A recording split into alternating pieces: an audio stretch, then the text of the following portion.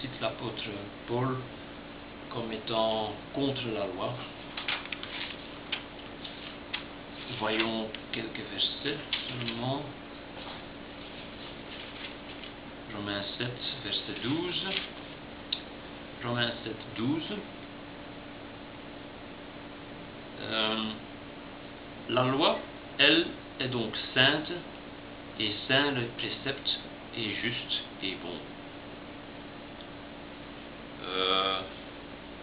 Une question alors. Pourquoi une loi sainte serait-elle alors abolie? Pourquoi bon d'abolir une loi sainte? Romains 3, 31. Romains 3, 31. Alors, par la foi, c'est plutôt une question, alors par la foi nous privons la loi de sa valeur? Question. Certes non, répond Paul. Nous la lui conférons, et il y a une note en bas de page qui dit, littéralement, nous établissons la loi. Donc en fait, Paul dit clairement, nous établissons la loi. C'est très clair, c'est très net. Bien entendu, l'apôtre Paul a aussi écrit d'autres passages qui semblent contredire les deux versets que nous venons de lire. Mais bien entendu, Paul ne se contredit pas. Voyons un peu ce que l'apôtre Pierre, un contemporain de l'apôtre Paul, dit au sujet des écrits de Paul. 2 Pierre 3, versets 14 à 16.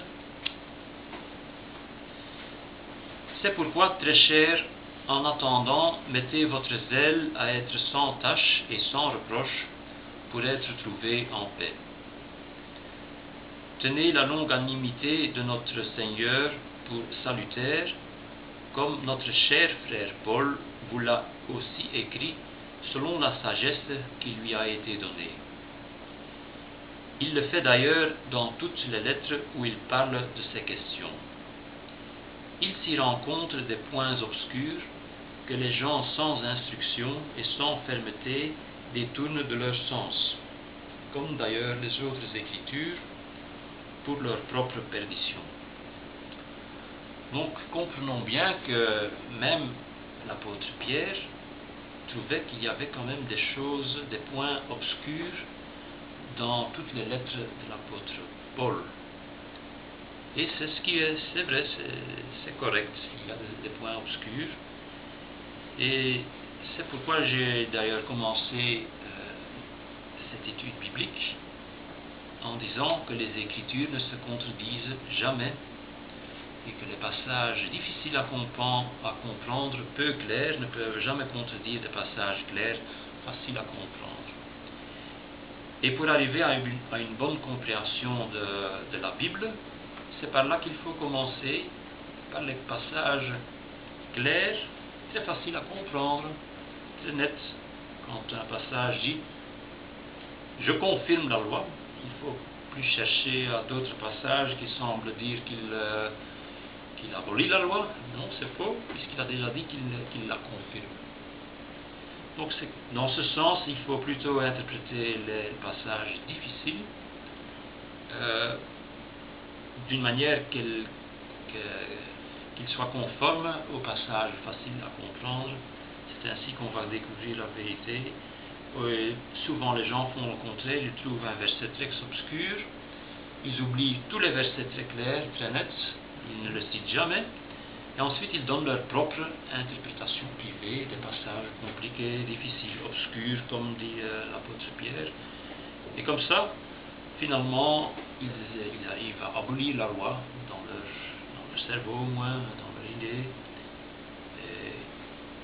et ils pensent trouver l'accès au royaume sans observer la loi, parce que en fait c'est ça qu'on ne veut pas, on ne veut pas obéir à la loi. Maintenant, qu'en dit Yahshua lui-même? Parce que ça finalement c'est notre autorité ultime.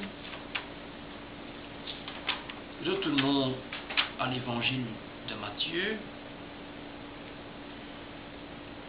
Matthieu 4, versets 1 à 4.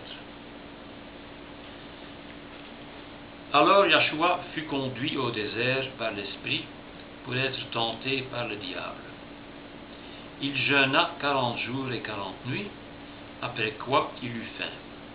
Et le tentateur, l'abordant, lui dit: Si tu es fils de Yahvé, ordonne que ces pierres se changent en pain.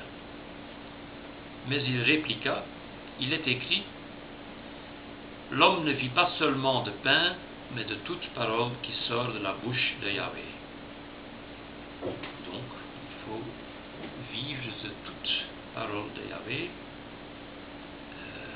Vivre de toute parole, ça veut dire obéir à toutes les instructions de Yahvé. Matthieu 5, verset 17 à 19. Matthieu 5, c'est le sermon sur la montagne. Matthieu 5, 17. N'allez pas croire que je sois venu abolir la loi ou les prophètes. Je ne suis pas venu abolir, mais accomplir. Car je vous le dis en vérité, avant que ne passe le ciel et la terre, pas un nid, pas un point sur lit ne passera de la loi, que tout ne soit réalisé. Celui donc qui violera l'un de ces moindres préceptes et enseignera aux autres à faire de même, sera tenu pour le moindre dans le royaume des cieux. Au contraire, celui qui les exécutera et les enseignera, celui-là sera tenu pour grand dans le royaume des cieux. Donc, croyons le Messie, croyons les paroles de Yahshua. Il dit lui-même clairement qu'il n'est pas venu abolir la loi. Ce n'est pas son but. Il n'est pas venu abolir, mais accomplir. Qu'est-ce que ça veut dire accomplir? La mettre en pratique parfaitement, en nous laissant un exemple comment il faut, dans cette ère du Nouveau Testament, mettre en pratique la loi de Yahvé. Donc, il a, si vous voulez, il a ajouté le sens spirituel de la loi. Donc, ce n'est pas seulement la lettre, mais aussi l'esprit de la loi qui compte. Donc, il faut observer la loi selon la lettre et selon l'esprit. C'est aussi simple que ça. Matthieu 7, encore les paroles de Yahshua, Matthieu 7, versets 21 à 23.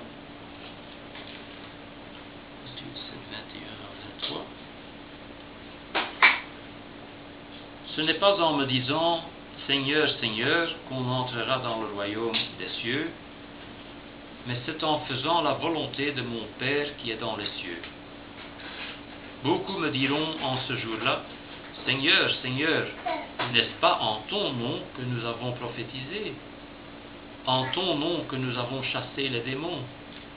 En ton nom que nous avons fait bien des miracles? Alors je leur dirai en face, jamais je ne vous ai connus. Écartez-vous de moi, vous qui commettez l'iniquité. Donc, de nouveau, on retrouve ce mot iniquité. Donc, vous savez déjà, l'iniquité, c'est l'illégalité, c'est la transgression de la loi. C'est le péché. Donc, si vous transgressez la loi, vous commettez le péché. Et Yahvé, Yahshua diront à ces gens-là, jamais je ne vous ai connus. Ce sera le moins qu'on puisse dire, ce sera un choc terrible, un choc très dur pour ces gens qui croient que toute leur vie, ils sont servis. Yahvé avec tout leur cœur.